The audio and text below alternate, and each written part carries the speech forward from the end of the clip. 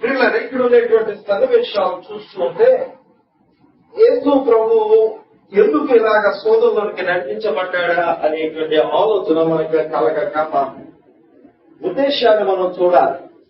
ఉద్దేశం ఏంటి అంటే దేవుడు ఆయనను బలవంతంగా తీసుకుని వెళ్తాడు. యేసు ప్రభు వెళ్ళాలని అని అనుకున్నట్టుగా మనకి కనిపించలేదు. యేసు ప్రభు తన పరిచర్య ప్రారంభంలో అక్కడికి వెళ్ళాలనేటువంటి తలంపు ఆయన ఉన్నట్టు గాని ఆయన ప్రణాళిక వేస్తున్నట్టుగా గాని మనకు కనిపించింది. ఆయన బాప్తిస్మం తీసుకోవడానికి వెళ్ళాడు. ఆయనకి తెలిసిందల్లా ఒకటే, బాప్తిస్మం తీసుకోవడానికి వెళ్ళాలి అనేటువంటి విషయం.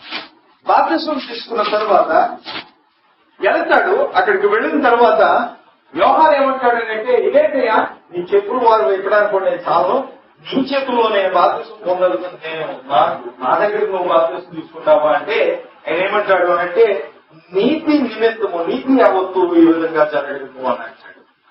నీతి అనేటువంటి మాటను అక్కడ ఉపయోగిస్తాడు. నీతి అనగా దేవుని చిత్తాన్ని గురించి మాట్లాడుతూ ఉంటాడు. నీతి అంటే గమనించాలి, దేవుని నీతి గురించి మాట్లాడు. నీతి అనే మాట తెలుగులో అంత బలంగా మనకు కనిపించదు, కానీ ఇంగ్లీష్ లో రైచియస్నెస్ అని అంటాడు.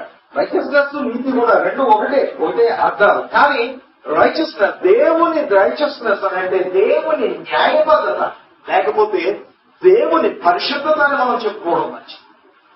దేవుని పరిశుద్ధత నిమిత్తము ఈ విధంగా జరగడేమో, లేకపోతే దేవుని చిత్తాన్ని బట్టి ఈ విధంగా జరగడేమో అని ప్రభువు చెప్తాడు. ఆ తర్వాత దీన్నే సాక్షి ఏం చెప్తూ ఉంటాడంటే యోహాను, ఆకాశం అంత తెరవబడి ఎవరి మీదకైతే పౌరం దిగి రావడం నేను చూస్తానో ఆయనే తన పరిశుద్ధుడని నాకు చెప్పబడింది, నేను ఆ మాటలు చెప్పి ఇక్కడికి పంపించబడ్డాను అని అంటాడు. కాబట్టి యేసు ప్రభు మీదకి ఎవరి మీదకైతే పౌరం దిగి రావడం చూస్తాడో ఈయన దేవుని గొర్రెపిల్లని అనుకుని ఆయన సాక్ష్యమో చెబుతాడు. యేసు ప్రభు అక్కడికి కేవలము ఒక ఉద్దేశం మీద వెళుతున్నాడు. ప్రియులారా గమనించండి, యేసు ప్రభుకి మనకి ఉండేటువంటి తేడా, లేకపోతే యేసు ప్రభుకి యోహానుకు ఉన్న తేడా అలా ఏంటి అంటే, యోహానుకి దేవుడు అన్ని విషయాలు చెప్పవలసి వచ్చింది. ఏవేవైతే చెప్పాడో వాటి విషయంలో మళ్ళీ యోహానుకు అనుమానాలు వచ్చింది. నేను ఎవరి మీదకైతే పౌరం దిగిరావడం చూస్తావో ఆయనే నా ప్రియ కుమారుడు అని దేవుడు చెప్పిన తర్వాత, నేను పంపిస్తున్న మెసేజ్ అని చెప్పిన తర్వాత, ఇదంతా కళ్ళారా చూసి అనేక మందికి సాక్షి చెప్పిన తర్వాత, మళ్ళీ చనిపోయే ముందు యోహాను సావకు ముందుకు యేసు ప్రభు దగ్గర శిష్యులను పంపి, నీవేనా రావాల్సిన వాడని తోడు కోసం నేను చూడాలా అని అడుగుతాడు. కన్ఫర్మేషన్ మీద కన్ఫర్మేషన్ మనకు కావాలి. మళ్ళీ దేవుడు దాన్ని మనకు చెప్పాలి. మానవ మాత్రమైన ఈ మనస్సు ఒకసారి చెబితే వినదు. మనకి చూడండి, దేవుడేమో ఎలాంటోడు అనంటే తేడా చూడండి, ఒకసారి చెప్తే 100 సార్లు చెప్పినట్టే అనే రకం దేవుడు. మనుషుడు 100 సార్లు చెప్పినా ఒకసారి చెప్పినట్టు కాదు అనే రకాలు మనుషుడు. ఇది తేడా. కాబట్టి ఈ తేడాతో ఒకరినొకరు అర్థం చేసుకోవడానికి ప్రయత్నం చేస్తున్నారు. దేవునికి అర్థం కాకపోవడం అనేది ఏమి లేదు, కానీ మానవుడికి దేవుడు అర్థం కావడం. ఎందుకంటే ఒక్కసారి కాదు 100 సార్లు చెప్పినా వీడికి అర్థం కాదు. ఒకే విషయాన్ని 100 సార్లు నొక్కి నొక్కి నొక్కి నొక్కి నొక్కి చెవులు చిల్లులు పడేలాగా చెప్పాలి. అప్పటికీ కూడా వీడికి అర్థం కానటువంటి పరిస్థితి వస్తుంది. యోహాను యొక్క జీవితం చూస్తుంటే చాలా ఉన్నతమైన జీవితం అని యేసు ప్రవేశాలు ఇస్తామన్నాడు కదా. స్త్రీల కరెంట్లనేటువంటి వాళ్ళు ఎదుగుతున్న గొప్పవాడు మరొకటి దేవుడు వస్తుంది చెబుతాడు ఆయన. అలాంటి యోహాను యేసు ప్రభు దగ్గరికి వచ్చి ఒక్కొక్కరిని చూడాలి అసలు అంటాడు, అవిశ్వాసం కనబరుస్తాడు. కానీ యేసు దగ్గర అలాంటిది కనిపించదు. ఆయన ఏమంటాడు చూడండి, వెళతాడు, అక్కడికి వెళతాడు. వెళ్ళిన తర్వాత ఇతను అందరూ మాటలు బట్టి చూస్తుంటే ఏమనుకోవాలి, ఓహో ఇతనికి అవును కదా, నేను గొప్పవాడిని, నేను దేవుడిని, దేవుని కుమారుడిని, నా చేతుల్లో ఇతను బాప్తిసం పొందాలి, నేను ఇతని చేతుల్లో బాప్తిసం పొందడం ఏంటి అనే తలంపు ఆయనకు రా.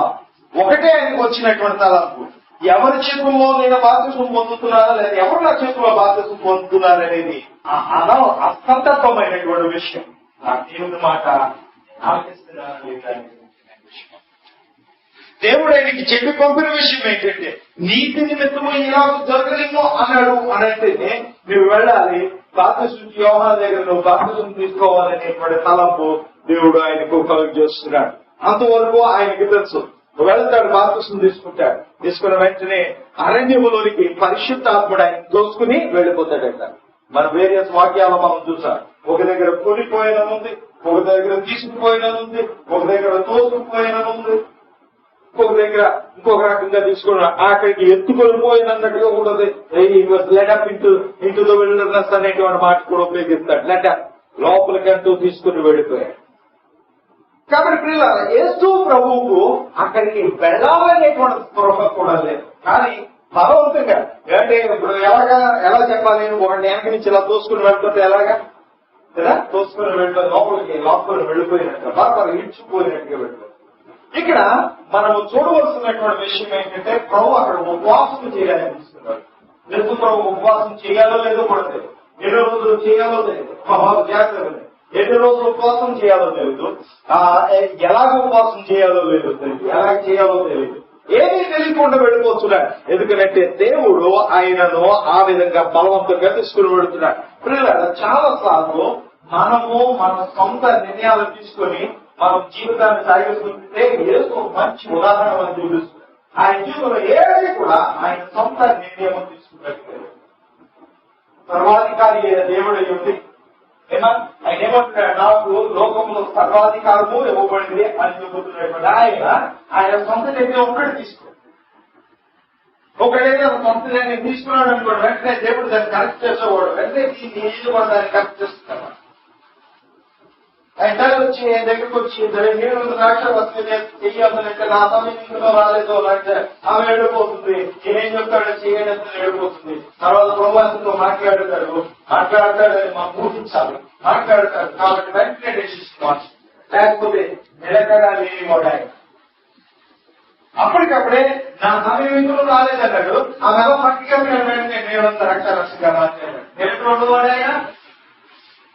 ఆయన నిలకడ లేనికి కారణం ఏంటో తెలుసా, తండ్రి మాట్లాడతాం. సందేశం వస్తూ ఉంది ఆయన దగ్గర. మనసులో చెప్తున్నాడు, ఈ కుమారుడా ఇది సమయం మార్చు. ప్రభు అయ్యో ప్రభు నేను మాట వేస్తే మాట అన్న తర్వాత ఒక్క మాట మీద నిలబడాలి కదా, కానీ మాట వేస్తే నేను మాట మార్చుకున్నట్టుగా అయిపోతుంది కదా. ప్రభు నేను మాట మార్చినట్టుగా కనిపించినా పర్వాలేదు, నీవు మాత్రం నీ మాట మాత్రం నీ చిత్తం మాత్రం నెరవేరాలి. ఇది యేసు ప్రభు జీవితం. ఈ శైలి నీకు నాకు యేసు మాటకు ఎట్టి పరిస్థితుల్లో, లేకపోతే దేవుని మాటకు ఎట్టి పరిస్థితుల్లో వివేచించినటువంటి తత్వం నీకు నాకు. యేసు ఆ లక్షణాన్ని మరింత స్పష్టంగా చూపిస్తా ఉంటాడు. ఎంత స్పష్టంగా చూపిస్తాడు. ఆయన అరణ్యంలో కొనుక్కోబడ్డాడు. అరణ్యంలోకి ఎందుకు కొనుక్కోబడ్డాడు అంటే ఆయనను దేవుడు పరీక్షకు గురి చేస్తూ ఉంటాడు. ఏ పరీక్ష అనంటే మానవులందరికీ కలుగుపోతున్నటువంటి ఏది కూడా ఆయనకు లేకుండా ఆయన దాన్ని దాటేస్తాడు అని చెప్పనటువంటి ఒక పరీక్ష, లేకపోతే ఒక రుజువును ఆయన చూపిస్తుంటాడు. యేసు ప్రభు నీకు నాకున్న ప్రతి శోధన ఆయన అనుభవించాడు. ఆయన మన వల్ల అన్ని విషయాల్లో శోధించబడినటువంటి వాడైనా ఆయన పరిశుద్ధుడు. ఆయన మనకు తోడుగా ఉండి మన శోధనలన్నింటిలో మనల్ని ఆదరించగలిగినటువంటి వాడిగా ఆయన ఉన్నాడని చూసుకుంటున్నాడు. ఆ అరణ్యంలో తీసుకుని వెళ్ళడంలో దేవుని ఉద్దేశం ఏంటంటే యేసు ఏమీ తెలియకుండా అన్ప్రిపేర్డ్ గా వెళుతున్నాడు. నేను దిగ్గొరలో చేయాలనేటువంటి ఉద్దేశం లేదు. ఎన్ని రోజులు ఉండాలో తెలియకుండా వెళ్ళిపోతున్నాడు. ఈ లక్షణాలు అక్కడక్కడ మనం చూస్తాం. అబ్రహాం దేవుడు పిలిచినప్పుడు ఎక్కడికి వెళ్ళాలో తెలియకనే బయలు వెళ్ళాను అనే మాట మనం చూస్తాం. యేసు ప్రభుని పిలుచుకున్నప్పుడు ఎందుకు ఆయన అక్కడ పిలుచుకుంటాడు, తెలియకుండానే వెళ్ళిపోయాడు. అరణ్యంలో 40 రోజులు ఉంటాడు. 40 రోజులు అయ్యే వరకు దేవుడు అయిపోయిందని చెప్పే వరకు ఆయనకు 40 రోజులు అయిందని సంగతి. ఈ పరిస్థితుల్లో సాతాను వచ్చి 40వ రోజు తర్వాత ఏమంటున్నాడు, ఈ రాళ్లను చేసుకో, ఈ రొట్టెలుగా చేసుకుని తిను అంటూ ఉన్నప్పుడు యేసు ప్రభు దాన్ని తినడానికి ఆయనకి ఏమి అభ్యంతరం ఉండకూడదు. నువ్వు నేను అయితే మనం వెంటనే తినేది. ఎందుకు అంటే రొట్టెలు చేసుకుని అధికారం అనుకుందనుకోండి, 40 రోజులు అయిపోయింది. ఎందుకు యేసు ప్రభు నేను తిన్నాడు? ఎందుకు యేసు ప్రభు మనసు రొట్టె వల్ల మాత్రం కాదు, దేవుడు ప్రతి మాట వల్ల జీవించగలడు అనేటువంటి ఒక మాట చూపించుకున్నాడు. రొట్టె ఎందుకు చేసుకుని తినకూడదు? రకరకాల కారణాలు కనిపిస్తుంది. యేసు ప్రభు ఆ విధంగా నిర్ణయం తీసుకోవడానికి పోవడానికి కారణాలు ఒక కారణం. ఇప్పుడు ప్రతి విషయం దేవుడు చెప్తే తప్ప చేయడు కాబట్టి ఒక కారణం. ఇంకో కారణం కూడా మీకు చెప్తాను. ఇంకో కారణం ఏంటంటే సాతాను గడి చెప్తే చేయాలా ఈ పని. ఒక్కొక్కసారి అది దేవుని చిత్రంలాగే అనిపించినప్పటికీ సాతాను చెప్పిన కారణంగా చేయకూడదు. సో ఎవరు చెబితే ఎవరు పొగిడితే మనకు పొగడు కలుగుతుంది, వాడే పొగడాలి. శత్రువు మనం పొగిడినట్లయితే మనం ఎలా చూస్తాం, ఎవరో శత్రువు పొగుడుతాడు వాడు ఎలా చూస్తాం, జీతం పొగుడుతాడని ఎలా అనుమానంగా చూస్తాం. ఎందుకంటే పొగడుతూ ఏదైనా ఉందేమో అని అనుమానమా. శత్రువు తీసుకొచ్చి మనకి బిర్యానీ పెట్టాడు అనుకోండి, ఎలా చూద్దాం, తింటావా అసలు అనుకుంటాం కదా. ఏదో పెట్టేసి లేకపోతే ఇంత బాగా ఇంత ప్రేమ చూస్తాడా, నన్ను జుట్టు కొడతాడు అసలు ఇంత భోజనం పెట్టేయడం. శత్రువు దగ్గర నుంచి వచ్చే ఏ మాట కూడా మనం స్వీకరించడానికి వీలు. ఒక్కొక్కసారి శత్రువు వాడు ఏం చేస్తున్నాడు చూడండి. శత్రువు ఏం చేస్తున్నాడు అంటే నిన్ను దేవుని మార్గంలోంచి తప్పించడానికి నీకు కొన్ని ఏమన్నది ఎరలు వేస్తూ ఉన్నాడు. యేసు ప్రభువుకి ఆ ఎరలు వేస్తూ ఉన్నాడు. ఆ ఎర ఏంటంటే ఈ ఒక్క మాటలో యేసు ప్రభు యొక్క మిషన్ అంతా, యేసు ప్రభు యొక్క కర్తవ్యం అంతా కూడా, ఆయన దైవత్వ అభిష్టం అంతా కూడా అతని జీవితంలో దిగిపోతుంది. యేసు ప్రభు ఆయన నిర్వహించినా కూడా ఉపయోగం లేనటువంటి పరిస్థితి వచ్చేస్తుంది. ఎందుకంటే యేసు ప్రభు ఏం చెప్తున్నారంటే, యేసు ప్రభు నీవు ఈ పని చేయి అంటూ అంటే ఏమంటున్నాడు, యేసు ప్రభు పని చేయాలి అంటున్నాడు. తండ్రి పని చేయాలనేటువంటి మాట అతనికి మనసు అనిపించేస్తాడు. నీకు అధికారం ఉంది కదా, నువ్వు దేవుని కుమారుడు కదా. మాట్లాడు, నీవు దేవుని కుమారుడు అయితే నీ రొట్టెలు నిరాలను రొట్టెలుగా చేసుకో. నువ్వు దేవుని కుమారుడు కాబట్టి నీకు అధికారం ఉంది. అధికారం ఉంది కాబట్టి దీన్ని చేసుకో. ఎప్పుడైతే యేసు ప్రభు కానీ బాగా సమంజసంగా కనిపిస్తుంది. చాలా లోపు దీంట్లో ఎలాగైనా యేసు ప్రభుని కడగొట్టాలనే ఉద్దేశం ప్రశ్నలు వేస్తున్నాడు. అలా జాగ్రత్తగా గమనించాలి. ప్రశ్న సామాజిక ప్రశ్నగా మానవ జాతి అందరికీ మనల్ని పాపం నుంచి విమోచించేటువంటి ప్రశ్నలుగా మనం చూడవచ్చు, దాని ఎక్స్ప్లెనేషన్ గా మనం చూడవచ్చు. ఏమంటాడు చూడండి, నీవు తండ్రి అనుమతి లేకుండానే, లేకపోతే తండ్రి చేయకుండానే నువ్వు చేయొచ్చు. ఎందుకంటే నీకు అధికారం, నీకు శక్తి. యేసు ప్రభు దగ్గర ఈ మాటలు చెబుతున్నారు చూడండి. నీకు నాకు ఎంత గట్టిగా అది వర్తిస్తుందో ఆలోచన. సర్వశక్తి కలిగినటువంటి ఆయన చేసుకోవచ్చు కదా, చేసుకోబోతున్నటువంటి నువ్వు చేసుకోవచ్చు కదా అనేటువంటి సలహా ఇస్తాడు. ఇది చూడడానికి బాగానే ఉంది, అవును కదా చేసుకోవచ్చు, ఇందులో తప్పే ఉంది, అంతా అయిపోయింది కదా అసలు అనిపిస్తుంది. కానీ అందులో ఉన్న నియమం అయితే తండ్రి చెప్పకుండా, లేకపోతే తండ్రి చేయకోకుండా ఇతరులు చేయాలనే ఇది రాదు. నాకు అధికారం ఉంది అని ఇక్కడ ఒక అర్థం రాదు. ఈ మాట యొక్క అర్థం ఏంటో తెలుసా, ఓకే నేను కూడా ఉన్నాను అనేటువంటి ఒక ఏమన్నా దానికి అహంకారం లేదా అహము లేకపోతే అహంభావం వస్తుంది. ఎప్పుడైతే నేను ఉన్నాను అనేటువంటి అహంభావం నీకు వచ్చిందో, లేకపోతే అహంభావం ఉన్నాను నేను ఉన్నాను అనేటువంటి ఒక తలపు నీకు వచ్చిందో పడ్డావు. యేసు ప్రభు చేతుల్లో నేను అనేటువంటి మాట లేనే లేదు ఎక్కడ. యేసు ప్రభు దగ్గర నేను అనే మాట లేదు. సమత్వం ఆయన జీవితం యావత్తు దేవునికి సమర్పితం, రెండు సంఘానికి సమర్పితం. హలో, మన జీవితంలో నేను అనేది ఉండడానికి వీల్లేదు. యేసు నేను దినం మనం నేర్చుకున్నాం. రాజు ఎలా ఉండాలంటాడు, తనకు తాను ఏది సంపాదించుకోకూడదండి. వెండినైనను బంగారమైనను రాజు తన కొరకు తాను ఏది కూడా సంపాదించుకోకూడదు. సో దేవుని బిడ్డ యేసు ప్రభు అలాగే ఉన్నాడా లేదా? యేసు ప్రభు సంపాదించాడు. మన ఈ మాట ఎక్కడి నుంచి చూస్తున్నాం, ద్వితీయోపదేశకాండం 17-16 మనం చూస్తాం. కాబట్టి ఈ రోజున మనం చూస్తూ ఉంటాం. గమనించండి, అతడు ఏది కూడా సంపాదించుకోడు, అన్ని కూడా ఏది చేస్తే సంఘం కొరకు, లేకపోతే దేవుడు ఆయన నిర్ణయం తీసుకోవడం. దేవుని అధికారం నాకు అధికారం ఉన్నప్పుడు దేవుని అధికారం అది జలాల ముందు నా అధికారం కాదు. నా అధికారాన్ని నేను పక్కకు పెట్టేస్తా, నా ఆశలు నేను పక్కకు పెడతా, నా హక్కులు నేను పక్కకు పెడతా. ఏం బాబు సరే, మన గృహాల్లో ఈ మనసుతో రానంత కాలము మన గృహాల్లో గొడవలు తప్పవు. కాబట్టి ఆలోచించే యేసు ప్రభుని తప్పుదవ పట్టించడానికి ప్రయత్నం చేస్తున్నాడు. యేసు ప్రభు చాలా తెలివైనటువంటి వాడు, అందులో రథం కాదు. తెలివైన వాడు కాబట్టి వెంటనే ఆయన ఏమంటాడు, నేను చేయను అసలు చెప్పాను.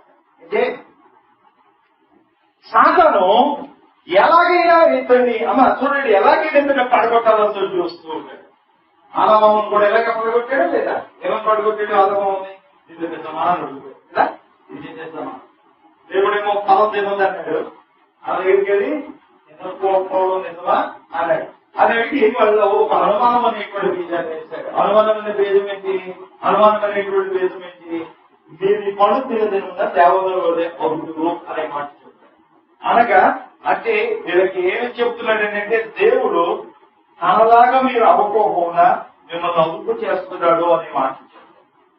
కాబట్టి ఇప్పుడు వీళ్ళు చేస్తున్నటువంటి మొట్టమొదటి పాపం ఏంటో తెలుసు? మొట్టమొదటి పాపం ఏంటో తెలుసు? నేను దేవుడిలాగా అవ్వాలి. ఇంతకనుకున్నా నేను అనేది వేసుకోండి. కానీ వీళ్ళేమనుకుంటున్నాను, నేను దేవుడిలాగా అవ్వాలి అనుకున్నా. కాబట్టి ఎప్పుడైతే నేను వచ్చిందో పొరపాటు అర్థమవుతుందా? పాపం అనేది పండు తినడం కాదు, పాపం అనగా నేను అనేటువంటి దాన్ని మనం ప్రశ్నించుకోవడం. నాకు అవమానం కలిగింది, నాకు నష్టం కలిగింది, నన్ను గుర్తించలేదు అనేటువంటి ఆ నేను అనేటువంటిది బయటికి రాకోకుండా మనం చూడాలి. దాన్ని మెరికేయాలి, దాన్ని నలగొట్ట అడగదొక్క. ఏమంటే బాబు మామూలుగా అడగదొక్కడు మీరు చూసారా? మామూలు అడగదొక్కుతూ ఉంటారు, మామూలు దొక్కుతులు అంటారు కదా. మామూలు బట్టి వాళ్ళు చూడండి, మామూలు బట్టి వాళ్ళు ఎలా పడతారు తెలుసా? దాని అటెన్షన్ డైవర్ట్ చేస్తారు. దాన్ని పట్టుకునే విధానం ఏంటంటే రెండు చేతులు ఉపయోగిస్తాం, లేకపోతే రెండు అవయవాలు వాడతాం. మామూలు పట్టుకోవాలి. దాని ఎదురుగా మామూలు తెలుగు తక్కువ ఏం చేస్తుంది అంటే దానికి ఎదురుకుండా ఏం కనిపిస్తుందో దాన్నే చూస్తాం. ఎప్పుడైనా రుమాలు కానీ కర కానీ పట్టుకొని ఇలాగ ఆడేస్తా ఉంటుంది. ఇలా తిరిగి ఆడుతుంటే కానీ గమనించండి, యేసు ప్రభు ఎడికైనా తెలివైనటువంటి వాడు కాబట్టి వాడి ఆ ఉద్దేశాలన్నింటినీ వాడికి ఆయన గమనించేస్తాం. కానీ నీవు నేను సాతాను కన్నా తత్వము సాతానులాగా ఆడు ఏదో ఒకటి చూపిస్తా ఉంటుంటే దాని ఎలా చూస్తూ ఉన్నాం బాగులాగా ఎలా చూస్తుంటే వెనక్కి చోటు పెట్టేస్తుంటుంది. నీకు నాకు ప్రాథమికమైన సమస్య నేను అనే సమస్య.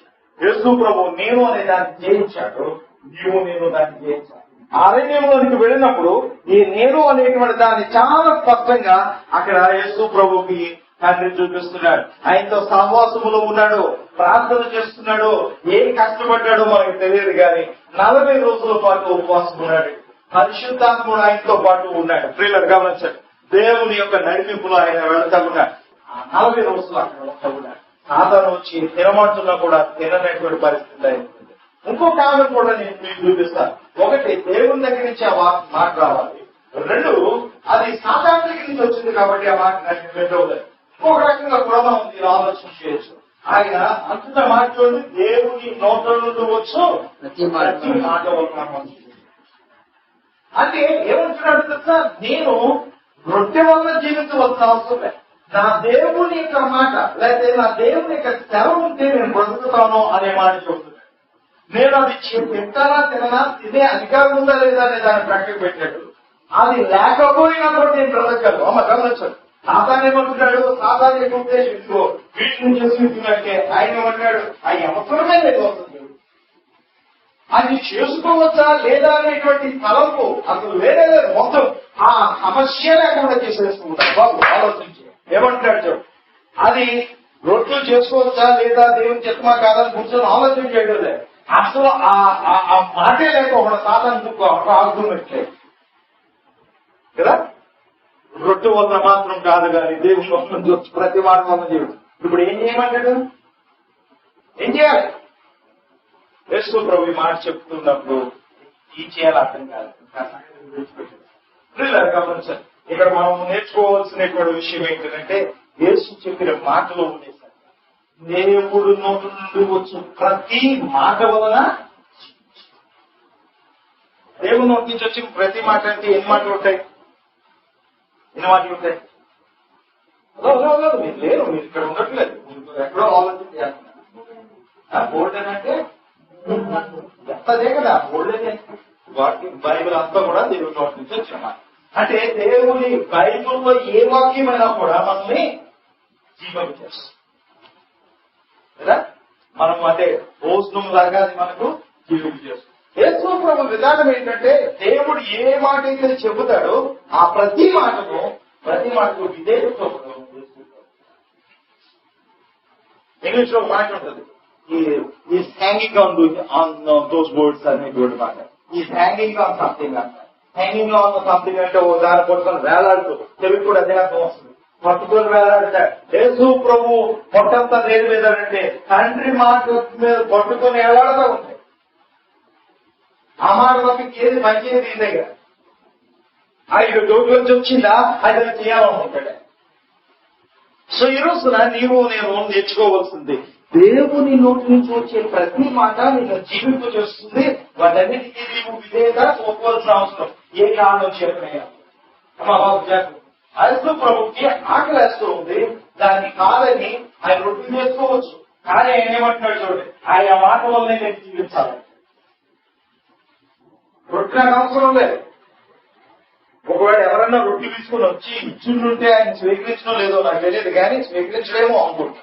ఎందుకంటే తండ్రే వచ్చి ఆ రొట్టెలు పెట్టాను.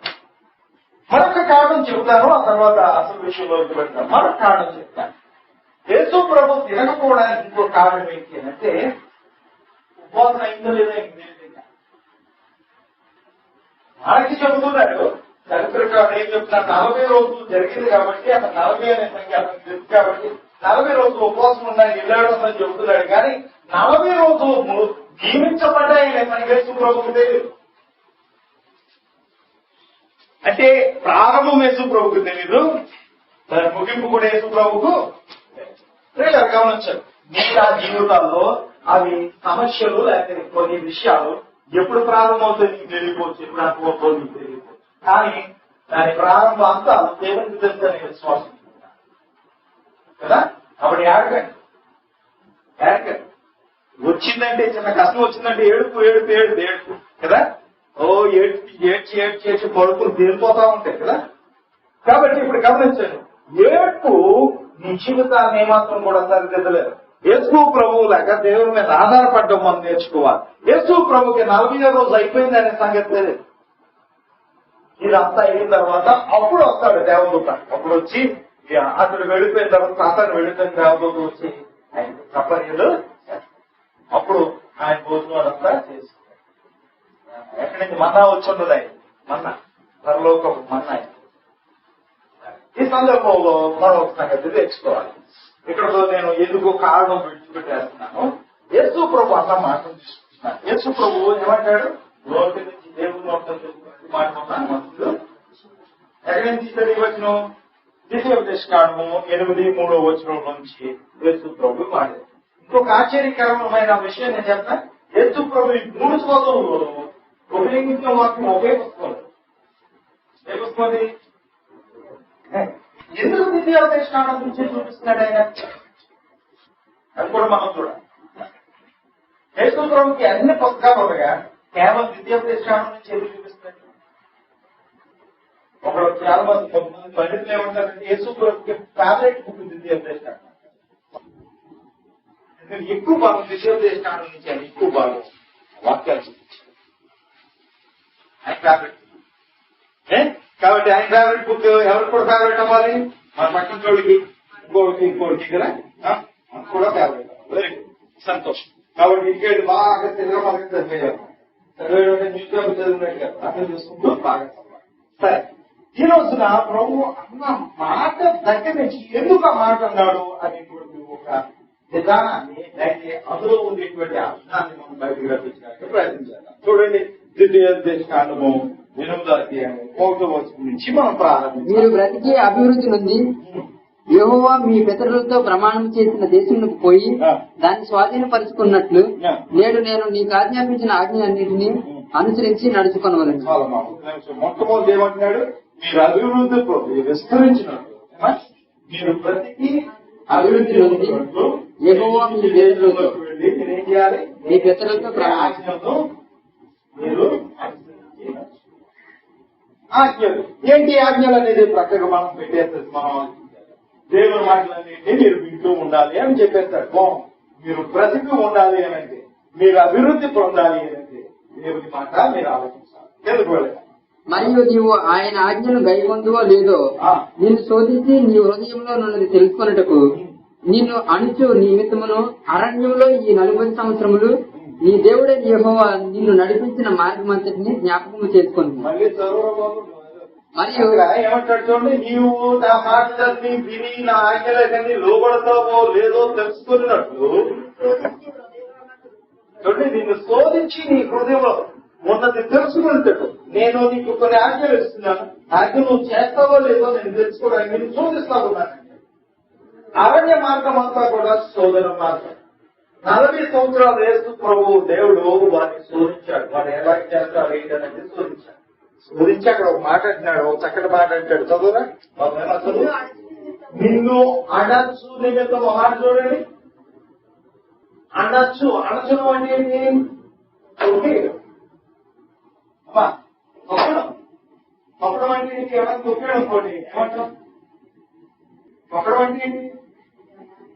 ఆ తొక్కడు, తోదప్పుడు ఈ తొక్కడు కాదు. తొక్కేయడం అంటే అర్థం చేసేవాడు. ఇద్దరే కాలేజ్ తొక్కేయడం. తొక్కుతుంటే ఇద్దరు ఏం చేస్తారు? ఒకళ్ళు కాదు, ఎంతమంది తొక్కేస్తారు? ఎవరు తొక్కుతున్నారంట? దేవుడు తొక్కుతున్నాడు. ఎంతమంది తొక్కారు? ఒక్కడిని కూడా విడిచిపెట్టాలి, అందరినీ తొక్కేస్తారు. నిన్ను అనొచ్చు నిమిత్తము గర్వమనిచ్చాడు అంటాడు చూడండి. అనొచ్చు నిమిత్తం ఏం చేస్తాడట? అక్కడ ఆయన తొక్కుతాడట. ఆయన ఊరుకుంటున్నా ఏం జరుగుతుంది? ఇందాక చెప్పిన మాట ఏం జరుగుతుంది?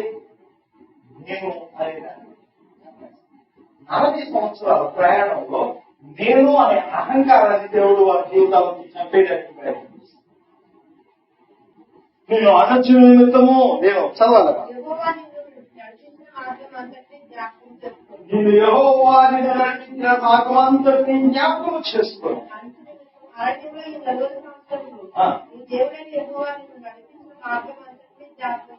ఓకే, ఆధారం వల్లనే కాక యెహోవా తలచిన ప్రతి మాట వలన నరులు బ్రతుకుదురని నీకు తెలియజేయడం ఆయన నిన్ను అణచి నీకు ఆత్మీయులు చెప్పి నీవే గాని నీ పితరులే గాని ఎన్నడూ మన్నాకులను చూడండి. మళ్ళీ అదే మాట ఉపయోగిస్తారు. వాడిని అణచి చూడండి, మాట చూడండి. ఆకలి అయితే ఎన్ని రోజులు వాడు ఆకలి తప్పుకుంటారు? వాడు ఆకలిస్తుందని దేవుడికి తెలియదు. ఈ ప్రశ్నలు అప్పుడు అడిగాను. కారణం ఎంతుందని దేవుడికి తెలియదా? ఎందుకు 12 రోజులు చేసినా వెచ్చగట్టుకుపోయేలాగా చచ్చిపోవడానికి సిద్ధమైపోయేలాగా పరిస్థితి వరకు ఆయన నడిపించాడు. వారికి ఏం చేస్తున్నాడంటే, నీ ఆకలి అయితే నువ్వు తీసుకోలేవు, నీకు నేనే తీర్చాలి. నేను చెప్పవలసిన సమయంలో కూడా నా మీద కూడా నువ్వు కోపం కనబర్చి ఏదో ఒకలాగా మంత్రంలాగా నీకు వచ్చేయాలని నువ్వు కోరుకుంటూ ఉన్నట్లే అది జరగస్తుంది. నువ్వు నా మీద ఆధారపడాలి అనే దాన్ని నేర్పించడానికి ఆయన ప్రయాసపడుతున్నాడనే సత్యము వారు గ్రహించలేని పరిస్థితి వారికి వచ్చేసి ఆయన పదే చెప్పుకున్నాడు. అనేక సార్లు చూపిస్తూ ఉన్నాడు. అన్నం దగ్గర చూపిస్తాడు, నీడ దగ్గర చూపిస్తాడు, ప్రతి అవసరంతో నేను ఆయన చూపిస్తాడు. పదే పదే అదే సమస్య. నీకు ఆకలి కలిగేలాగా చేసి నిన్ను అరచి నువ్వు సంపాదించుకోలేవు, నువ్వు దాన్ని వండుకోలేవు. నువ్వే ఎంత వండుకోగలరండి? ఎక్కడ దొరుకుతుంది ఇంతమందికి ఆహారం? 20 లక్షల మందికి ఆహారం ఎక్కడ దొరుకుతుంది? దొరుకుతుందా? ఏ పొలంలో పడితే 20 లక్షల మందికి ఆహారం దొరుకుతుంది. ఒక పొలంలో పడితే పొలంలో క్యారెట్ తినగలరా? అది దాన్ని ఏదో చేయాలి, మళ్ళీ అది దొరకొట్టాలి, దాన్ని అంతా చేయాలి, ఎన్ని చేసి చేయాలి. అది కూడా మళ్ళీ ఎలా ఉంటుంది అంటే ఇంకా ఒక దేశం మీద పడి తోచిందేనా? ఇంతమందికి ఆహారం ఎవడు ఎన్ని రొట్టెలు చేసుకోవడానికి కుదురుతుంది? రొట్టెలు చేసుకోవడానికి ఆ పదార్థాలు ఎక్కడి నుంచి వస్తాయి? ఇవన్నీ ప్రాక్టికల్ విషయాలు గమనించట్లేదు వాళ్ళు. మోసకి ఏమని అనుకుంటున్నారు? మోసం లేదా చదువుతూ ఉన్నారండి. సందర్భం చెప్తున్నారు మోసం లేదు. మేము ఆహారం లేకపోవడం అరణ్యాలు చచ్చిపోవడానికి మమ్మల్ని ఇక్కడ తీసుకొచ్చవలసిన అడుగుతారు కదా. ఆహారం లేకపోవడం అంటే ఎక్కడికి తీసుకెళ్ళాలి? మీరు ఉద్దేశం మొత్తం అర్థమవుతుందా? ఎక్కడికి తీసుకెళ్ళాలి? అంటే దాని అర్థం ఏంటంటే విస్తారంగా దొరికే ప్రాంతాలు ఎక్కడ దొరుకుతుంది? అంత విస్తారమైన ఆహారం ఒక దేశం మీద పడితే ఏమన్నా దొరుకుతుందా? తినబట్టు వాడికి రావద్దు, వాడు తినాలి, ఏడు తినాలి. ఎన్ని రోజులు అవుతారాగా? అక్కడి నుంచి అయిపోయింది. అక్కడి నుంచి మళ్ళీ వీడు మళ్ళీ ఏం చేయాలి, ఇంకో దేశం మీదకి వెళ్ళాలి. ఈ దేశం నుంచి ఆ దేశానికి వెళ్ళడానికి ఆ మధ్య ప్రాంతంలో మళ్ళీ కాదు ఎలాగైతే మరి ఇది ప్రాక్టికల్. ఇప్పుడు నేను అడిగే ప్రతి జవాబులు లేకపోతే అడిగే ఆ కోరికలు ఇలాగే ఉంటున్నాయి. ప్రాక్టికల్ కోరికలు మనం పోవడం సణుక్కుంటా ఉన్నారో ఆ సణుగులను గుర్తు పెట్టుకుని మోషే గారు చెబుతున్నాయి మాట. మీరు అరణ్యంలో ఉన్నప్పుడు దేవుని శోధిస్తూ ఆయన ఆహారం కావాలని శోధించినటువంటి దినాల్లాగా కాదు. ఆయన మీకు ఏం చేస్తాడు, తన ఆహారాన్ని ఆయన మీకు ఇవ్వగలిగిన వాడు. ఆయన నోటి నుంచి వచ్చు ప్రతి మాట ఉన్న మనుషులు జీవించారు. ఆ రోజున యేసు వాళ్ళు జీవించారు. ఎలా జీవించారంటే యేసు ప్రోపించిన మాట వల్ల ఏంటది, తండ్రి దేవుడు ఇచ్చిన మాట వల్ల ఏంటది, నేను మీకు పరలోకపు మన్నాను కురిపిస్తున్నాను అనే మాట వల్ల వాళ్ళు జీవించారు. ఏమంటే వాళ్ళు బ్రతికి ఎలా బ్రతికారు, మన్నాను తిరిగి బ్రతికారా? లేకపోతే యేసు దేవుడు ఆ పనిని వారికి చేస్తానని చెప్పిన కారణం చేత మన్నా పడింది. ఆ పడిన మన్నాను తిని వాళ్ళు బ్రతికారు. ఆ మాటే లేకపోతే ఈ మన్నా వచ్చి ఉండేదే కాదు. కాబట్టి మోషే ఏమంటున్నాడు, దేవుని నోటి నుంచి వచ్చి ప్రతి ఒకవేళ ఇది నీకు భోజనం పెట్టాలి అంటే ఎలా పెడతాడైనా మాట మాత్రం చేత ఆయన ఈ తలంపునంతతో తోమవుతారు మనసులో. ఇంకా క్రిందికి వెళితే ఇంటికి వెళ్ళి మీరు చదువుకొని అంత సమయం ఒప్పుకోవచ్చు. కాబట్టి నా మాటలు చెప్పట్లేదు. కొంచెం క్రిందికి వెళ్ళగా ఏమంటాడు, ఈ 40 సంవత్సరములు రెండు ఏమంటాడు, ఎక్కడి నుంచి అన్నం దగ్గర నుంచి వచ్చి అమ్మా మీరు నోటి మాట వల్ల బ్రతుకులు అంటే ఆ మాట దగ్గర ఆగిపోతారేమో దేవుని సన్మానం వచ్చి చెబుతున్నాడు. నోటి మాట వల్ల బ్రతుకులు అని అంటే దాని అర్థం ఏంటి, అన్ని అవసరాలు ఆయన మాట వల్ల తీరును అని చెప్పడం. కాబట్టి ఇక్కడ ఏమంటున్నాడు చూడండి, ఎప్పుడైతే ఎక్కువ వచ్చాడు నోటి మాట వల్ల బ్రతుకులు అని ప్రభు అక్కడ చెబుతూ ఉన్నాడు. ఆ మాట చెబుతూ ఉన్నప్పుడు బాగా స్టడీ చేస్తే బాగా గమనించి ఎప్పుడైతే ఆ మాట చెబుతున్నాడో ఆ మాటని ఏ కాంటెక్స్ట్ లో అయితే తీస్తాడో ఆ కాంటెక్స్ట్ లో ఉన్న విషయాలంతా మనం చూడాలి. చూసినప్పుడు ఆయన ఆ విషయాలంతటిని ఆ చిన్న వాక్యంలో పెట్టి మాట్లాడుతున్నాడు. ఏమంటున్నాడు, ఇప్పుడు నోటి మాట వల్ల జీవించున్నట్లే దాని అర్థం ఏంటో తెలుసా, బట్టల దాంట్లోకి వచ్చేసి ఏది పెడితే అన్ని దాంట్లోకి వచ్చినాయి. చదవండి మాటికి చదువు. మీ బట్టలో పాతకెళ్ళలేదు, మీ కాలు వాయలేదు అంటే ఏమా తడితే ఏమైపోతాయి, కూర్చుంటే వాసిపోతాయి. కూర్చో ప్రయాణం చేస్తాం, నీరు పెట్టేది వాసిపోతాయి. కానీ మీ కాళ్ళు వాయలేదు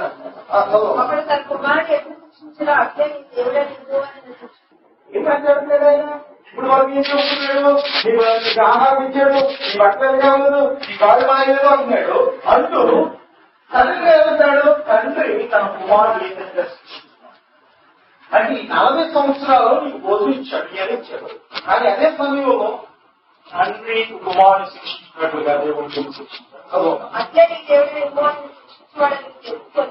అట్లే దేవుడు కూడా నేను శిక్షిస్తాడని నువ్వు తెలుసుకుని ఆయన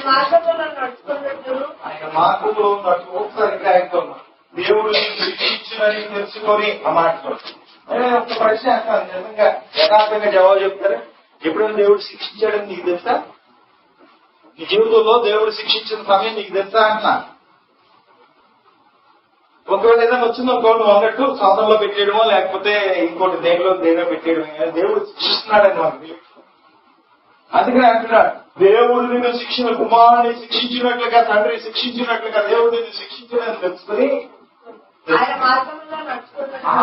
మార్గంలో ఎందుకు శిక్షిస్తున్నాడు, ఆయన మార్గంలో నువ్వు అంటలేదు కాబట్టి మార్గంలో రప్పించాడు నేను శిక్షిస్తున్నాడు. నా శిక్షించినట్టు తెలుసు ఆయనకు భయపడినట్లు నీ దేవుడైన యెహోవా ఆజ్ఞలు ఇక్కడ కొన్ని నేర్పేస్తారు. అన్ని చదువుకోండి, ప్రతిదీ కూడా దీనికి సంబంధించే మీకు ప్రత్యేకంతో మీరు చదవాలి. కాబట్టి నీవు తెలుసుకొని ఆయన ఆజ్ఞల్లో ఆయన ఆజ్ఞలు అనగా ఏంటి, నేను ఆజ్ఞ అనగానే మరి నా నోట ఆజ్ఞ అనే మాట రాగానే మీకు ఏమనిపిస్తుంది, పది ఆజ్ఞలు వస్తాయి. కానీ పిల్లలు గమనించండి, వాస్తవం ఏంటంటే దేవుని నోటి నుంచి ప్రతి మాట, అందుకనే ప్రభు ఏమంటున్నాడు, ఆయన నోటి నుంచి వచ్చి ప్రతి మాట ఉన్న మనుషుడు కదా. సో దేవుని ఆజ్ఞ వల్ల నువ్వు చూపిస్తావు, ఆజ్ఞ నోటి నుంచి వచ్చింది. యేసు ప్రభు ప్రతి మాట మీద నువ్వు దేని పట్టుకుని వెళ్ళాడుతున్నావు? మన అవసరాలు పట్టుకుని వెళ్ళాలి. నాకు ఆకలి వేస్తుంది కాబట్టి నేను మళ్ళీ ప్రశ్న అదే వేస్తున్నాను. యేసు ప్రభు మనకి ఉపవాసం చేయాలని చెప్పాడు. రోజు లేదు ఈరోజు నీకు అప్పుడు దేవుడు ఏమన్నాలి? ఏమంటాయి ఇంకా ఎందుకంటే మనం అది ఎక్స్పెక్ట్ చేస్తున్నాం. నాకు అన్ని తెలియాలని నువ్వు ఎక్స్పెక్ట్ చేస్తున్నావు. ఒకవేళ దేవుడు నీకు ఈ మాట చెప్పినట్లయితే అదంతా పక్కన పెట్టి ఆలోచించేయండి. ఏం చేస్తావు? 2 రోజులని చూస్తావు. సౌలు దేవుడి దగ్గరికి వెళ్ళి ప్రార్థన చేశాడు. ప్రభా ఇదిగో వచ్చేసాడు, ఇద్దరికి వచ్చాడు, ఇద్దరికి ఎలా ఉందని ప్రార్థన చేశాడు. దేవుడు ఎలా చెప్పలేదు. 2 సార్లు పెట్టాడు, 3 సార్లు పెట్టాడు, చెప్పలేదు. జవాబు చెప్పట్లేదు. అనుకుని చెప్పా అని చూద్దాం చెప్పేదాన్ని వెళ్ళి నేను చూద్దాను ఎప్పుడొస్తారు ఏంటి ఎవరు వస్తే నేను ఎలా చూద్దాను మాకు. అంటే దేవుడు జవాబు ఎవరితో ఇవ్వకపోతుంటే దాని అర్థం ఏంటి? సౌలు చేయవలసిన పని ఏంటి? ఆ రోజున దేవుడు ఎలాగ అలా చూడండి. దేవుడు నిజంగా ఎక్కువగానే ప్రవర్తిస్తూ ఉంటాడు. ఇన్నిసార్లు అడుగుతున్న జవాబు చెప్పండి. అంటే ఏం చేయమని దేవుడు ప్రభు నువ్వు జవాబు చెప్పేదని చాలా మంది కూర్చోవాల్సిన అనుకుంటున్నాడు. కూర్చొని నేను చెబితే తప్ప చూడండి నేను మాట చిన్నపిల్లలు ఉంటారు చూసి అమ్మ తీస్తేనే తప్ప నేను ఏం పాత్రన్నట్టుగా కూర్చొని వేడుకుంటుంది. ఎవరు ఏం చేసినా ఎవరు పుట్టారు ఆడే తీయాలి కదా. తీసేసుకున్నాక అప్పుడు దీనికి అహం, దానికి అహం అక్కడి నుంచి నేర్పించేద్దాం. ఎప్పుడైతే ఈ ఏడతో మొదలెట్టిందో అమ్మ బాబు జాగ్రత్త, ఇప్పుడు ఏడతో మొదలెట్టిందో ఏం చేయాలి? ఓకే ఒకడం అంటే దాని అర్థం ఏంటంటే కాదు కాదు వీడు తాకేదాకా ఈయన వీళ్ళు కంటెంట్ చేయడం మనం చేస్తాం. సో ఎప్పుడైతే చూడండి ప్రభు అదే పని చేస్తా ఉన్నాడు, అదే పని చేస్తున్నాడు. ఓకే దాన్ని గమనించాలి. వెళ్ళి చేస్తాడు. సో నీవు నేను జవాబు చెప్పేదాకా అడుగుతున్నాను. దేవుడికి చాలా ఇష్టంగా జీవిస్తా ఉన్నాను. ఇష్టంగా జీవిస్తున్న ఈ సమయంలో కూడా ఆయన మీద ఆధారపడలేకపోతుంటే, ఆయన మీద ఆయన జవాబు వచ్చేదాకా ఆగలేకపోతుంటుంటే ఎవరు పెట్టారా ఈ మాట? దీనిలో ఆలోచించేది నీవు ఆయన మాట వినని కారణం చేత, ఆయన పెట్టే వరకు నువ్వు ఉన్నది కారణం చేత. నేను ఈ మాట నేను చెప్పిన ఉదాహరణ నెగిటివ్ గా చెప్పాను. దేవుని దగ్గర పాజిటివ్ గా మనం దాన్ని తీసుకోవాలి. ఆయన పెట్టే వరకు మనం ఆశ, ఆయన మొదలు పెట్టే వరకు మనం నిద్రపడుతూ ఎప్పుడైతే ఈ స్థితి మనం చూస్తుందో అహంకారం పూర్తిగా సెల్ఫ్ వాళ్ళు యూత్లాగా లోబడిన వాళ్ళు, యూత్లాగా జీవించే వాళ్ళు, దేవునికి ఇష్టమైన వాళ్ళు మనకు కూడా దేవుడు సాక్ష్యం.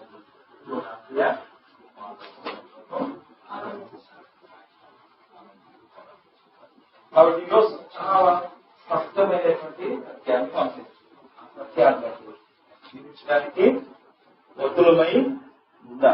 కష్టం అనిపించవచ్చు, కానీ తల్లి అది నేర్చుకున్నాను.